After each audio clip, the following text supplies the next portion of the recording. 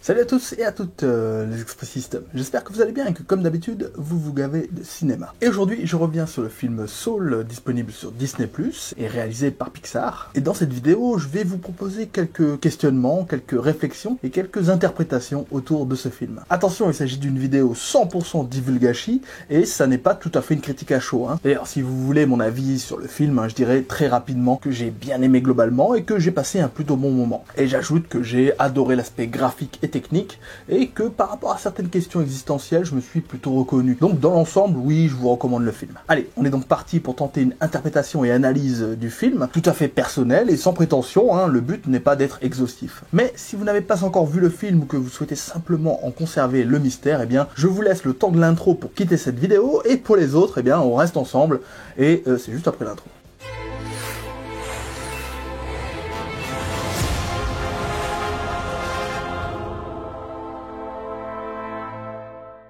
Dans un premier temps, je vais revenir un petit peu sur les limites du film Soul et aussi sur ce qui est nécessaire pour vraiment l'apprécier, c'est-à-dire la suspension de l'incrédulité. Parce que c'est un film, si on est un peu honnête avec soi-même, qui quand même comporte beaucoup de facilité scénaristique, et cet aspect fantastique qui est creusé et pour lequel il faut adhérer ou non, et ça dépend de notre sensibilité à tous et à toutes. Je vais vous prendre deux petits exemples qui montrent comme ça ces facilités scénaristiques. Il y a par exemple le passage où Joe, il est en chemise de nuit et il sort de l'hôpital, et il emprunte un taxi, et à ce moment-là, en fait, il sort du taxi, on le voit à aucun moment payer, en plus il n'a pas d'argent sur lui a priori, puisqu'il est juste en chemise de nuit. Donc c'est quand même un monde où les taxis ne réclament pas leur argent. Bon, pour des courses faites gratuitement, c'est cool. Je comprends que ce soit une profession qui galère financièrement du coup. Alors un deuxième exemple, c'est le passage où Joe, il est dans cette espèce d'allée de la transition là, vers le grand tout et vers l'après. Et à ce moment-là, on le voit, c'est le seul à réagir, à dire qu'il veut pas mourir, qu'il veut pas y aller, etc. Donc, si c'est le seul, c'est-à-dire que les autres ne le font pas. Donc c'est la seule âme à rechigner, à mourir et à refuser de mourir. Tous les autres, ils acceptent leur sort. Bon, ok, il n'y a pas de resquilleur, il n'y a personne qui dit « Ah non, moi non plus je veux pas mourir ». Et c'est le seul qui tombe dans cet élément un petit peu quantique et inexplicable, dans cette transition, pour après tomber dans l'avant-vie, on va dire. Et c'est vrai que ça m'interpelle. C'est-à-dire que Joe, il est unique. Et là aussi, il est tout seul sur des milliards d'âmes depuis le début des temps, puisque on nous dit bien à un moment dans le film que c'est la première fois que ça se produit qu'une âme comme ça tombe dans l'avant-vie. Et donc, c'est-à-dire que sur des milliards d'âmes, eh bien, personne n'a jamais eu le même sort auparavant et personne n'a jamais contesté son décès. Je trouve ça quand même tout à fait discutable. Bon, attention, c'est des petits éléments comme ça à droite à gauche qui n'empêchent pas d'apprécier le film pour ce qu'il est et à sa juste valeur, puisque le film a quand même beaucoup de qualité. Mais simplement, j'insiste là-dessus parce que ça nous ramène à un élément qui est fondamental quand on regarde ce type de film, notamment des films d'animation ou des films comportant du fantastique, eh bien, c'est cette suspension d'incrédulité. J'en ai déjà parlé dans une vidéo où je revenais vraiment spécifiquement sur la suspension d'incrédulité, donc si vous souhaitez en savoir plus, allez voir cette vidéo, je donne la définition, etc., et des exemples précis dans les films, mais de façon, on va dire, assez humoristique. Et ici, par rapport au film Soul, il faut accepter de ne pas tout comprendre et d'avoir une représentation potentielle de la vie après la mort, et même du rapport ténu entretenu par la vie et la mort qui ne correspond pas forcément à notre conception personnelle, et qui n'est au final qu'une infime possibilité, parmi une infinité d'idées de représentation de ces inconnus. La mort, c'est le terrain idéal pour imaginer ce qui se passe après, comme ici dans le film, le grand après, finalement. Ici, les âmes sont matérialisées par des sortes d'ectoplasmes bleuâtres et translucides. On aurait pu faire autre chose, des fantômes à la Casper par exemple, ou encore des flammes bleues ou des flammes rouges, des animaux ou qu'importe. On aurait même pu dire qu'elles étaient intangibles et qu'elles pesaient, je sais pas moi, 21 grammes par exemple. They say we all lose 21 grams at the exact moment of our death. Ce qu'il faut retenir, c'est que l'âme, c'est un concept avant tout, et que c'est libre d'interprétation. Et que là aussi, il faut user de la suspension consentie d'incrédulité. Mais je dirais que c'est très personnel, parce que il y a certaines personnes qui vont croire au concept d'âme, d'autres qui n'y croient pas, etc. Et d'autres qui vont être fermés à cette possibilité. Donc si on est fermé à cette possibilité, tout ce qui nous apparaît dans le film n'apparaît comme étant que du pur fantastique. Et le film peut perdre à ce moment-là cet aspect un petit peu mystique, finalement. Et c'est dommage, parce que l'aspect mystique, c'est quand même quelque chose d'important dans ce film. Mais pour moi, cette œuvre puise son originalité dans le fait qu'on parle aussi de l'avant-vie, une zone où les âmes qui n'ont pas encore vécu se retrouvent. Là aussi, on n'aura pas vraiment de réponse essentielle comme d'où viennent ces âmes, comment sont-elles formées comme ça, pourquoi elles sont représentées comme ça, et ainsi de suite. On a bien une vague explication du tout quantique représenté par les Jerry ou par les Michel en version française. Mais bon, c'est pas totalement satisfaisant et ça complète pas tous les mystères. Mais il faudra, hélas, s'en contenter. Oui, on s'y perd facilement, je sais. Ce n'est pas le grand après, c'est le grand avant. Cette avant-vie essaie de ne répondre qu'en partie à l'une des questions existentielles qu'on se pose ou qu'on s'est tous posées au moins une fois.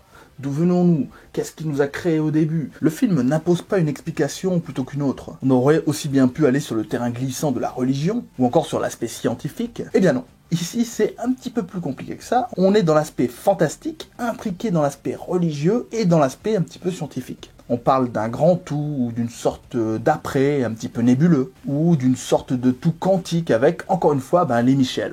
On est entre ces mondes, des mondes pas totalement définis, et c'est à nous, spectateurs, d'accorder crédit à tel ou tel élément, ou simplement à compléter les éléments qui nous sont apportés par nos propres croyances ou connaissances. C'est aussi pour ça que le film peut potentiellement nous toucher personnellement, parce qu'il vient nous chercher directement dans nos propres retranchements.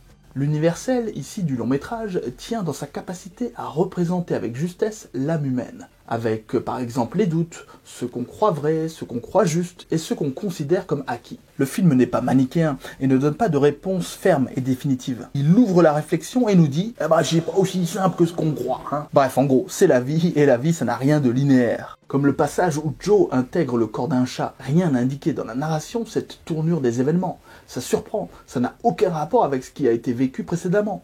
Mais, à défaut d'être possible scientifiquement, c'est un rebondissement réaliste, car totalement imprévisible. Là aussi, ça colle avec la volonté de raconter une histoire sortant des cadres habituels et donnant ainsi une nouvelle tonalité au récit, à un moment pourtant ancré de nouveau dans la réalité, au travers d'un personnage n'ayant jamais vécu. Tu vas aller sur Terre et tu auras une vie. Être, c'est être perçu ou percevoir, disait Berkeley. Et on en a une représentation très claire avec ce personnage qui a accès aux fonctions sensibles et organiques d'un être vivant pour la première fois. Et surtout qui a la capacité de verbaliser ses sensations et ses émotions. Et oui, cette capacité à verbaliser, c'est très important. Et c'est ce qui différencie aussi le personnage dans le film d'un personnage qu'on aurait pu être nous-mêmes. Parce que quand on est bébé, le moment où on reçoit ces capacités, les premières émotions, les premières sensations, eh bien, on est incapable de les retranscrire et d'en parler. On ne fait que les percevoir et les ressentir. Et même après, on les oublie finalement. Et ici, dans le film, on a l'impression que c'est une sorte de transposition de ce qu'aurait pu être un dialogue d'un bébé qui découvre finalement la vie dans son corps. Et donc en filigrane, ce que nous, on aurait pu dire si on en avait eu la capacité. En tant que spectateur, on est de connivence avec Joe, qui sait déjà par où est passé numéro 22. Et nous aussi, nous sommes tous passés par la découverte de nos sensations, de nos émotions. Mais nous aussi, tout comme Joe, nous sommes peut-être blasés et déconnectés de notre corps, ou de l'environnement qui nous entoure, puisque tout peut nous apparaître comme étant acquis ou connu. D'où une identification forte au protagoniste dans cette séquence, malgré l'aspect film d'animation des visages. Bon, et de toute façon, l'animation, les environnements et même les éclairages sont simplement magnifiques, et ça facilite quand même l'immersion, faut bien le reconnaître. Mais bon, tout ça pour dire que le film véhicule des aspects profondément universels, et bénéficie d'une richesse d'interprétation, et de plusieurs niveaux de compréhension qui le rendent fascinant à plus d'un titre. Je vais te faire regretter d'être mort. La plupart des gens le regrettent, 22. Avant de finir cette vidéo avec les deux derniers points, je vais juste vous inviter à mettre un petit pouce vers le haut pour mettre en avant la vidéo. Je vous en remercie d'avance et je vous invite également à commenter et à partager la vidéo autour de vous, autour de vos amis, mais aussi sur internet, ça aide grandement la chaîne. Si vous le souhaitez, vous pouvez également vous abonner à la chaîne ainsi qu'aux différents réseaux sociaux d'Avicine Express. J'y publie des critiques écrites régulièrement, donc n'hésitez pas, vous êtes les bienvenus. Et pour les plus fortunés ou les plus fidèles d'entre vous, eh bien, je vous invite à me soutenir financièrement sur Tipeee. Ça me permettra par exemple de racheter les droits d'utilisation de cette musique. Franchement, je l'ai trouvée tout simplement excellente et je me suis dit que peut-être elle pourrait bien accompagner certaines de mes vidéos à l'avenir, pourquoi pas. Je vous remercie d'avance et on poursuit tout de suite cette vidéo.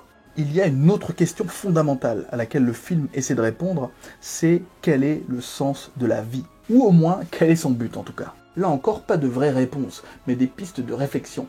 Et en réalité, après avoir pensé qu'il y avait une vocation pour chaque individu, une sorte de place ou de voie à trouver pour s'épanouir et pour se réaliser soi-même, les protagonistes, tout comme les spectateurs, sont amenés à comprendre que non seulement il n'y a pas vraiment de réponse à cette question du sens de la vie, mais qu'en réalité, la question elle-même n'a même pas vraiment de sens et n'a donc aucun intérêt à être posée. Puisque, bah oui, quand on y réfléchit bien, faut-il trouver un sens pour vivre? Ne peut-on vivre sans justement s'imposer des buts, sans s'imposer des objectifs, sans quantifier, sans compter, sans segmenter sa vie et son temps de vie, et sans s'imposer des règles ou des objectifs qui seraient en quelque sorte des restrictions ou pire, des objectifs vecteurs de frustration? La morale du film est à ce titre proche de la philosophie épicurienne. Je citerai donc cette phrase très connue, « Cueille le jour ». Je vous propose ainsi un rappel de la définition de l'épicurisme par Wikipédia. Il s'agit d'un courant de la philosophie occidentale ayant pour objectif principal l'atteinte du bonheur par la satisfaction des seuls désirs naturels et nécessaires. C'est une doctrine matérialiste et atomiste qui peut être soit qualifiée d'hédonisme raisonné, soit de démonisme. Sois prêt, ta vie va commencer.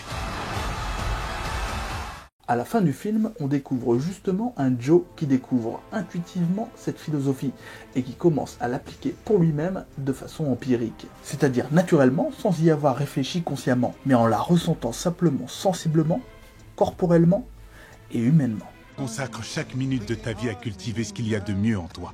Et voilà, c'est tout pour moi les expressistes, j'espère que cette vidéo vous a plu. Si c'est le cas, je vous invite pourquoi pas à poursuivre sur la chaîne avec des vidéos qui vont apparaître en haut sur votre écran. Je vous remercie d'avoir suivi cette vidéo et je vous dis donc à très bientôt et surtout, allez voir des films et des séries et à très vite. Ciao les expressistes!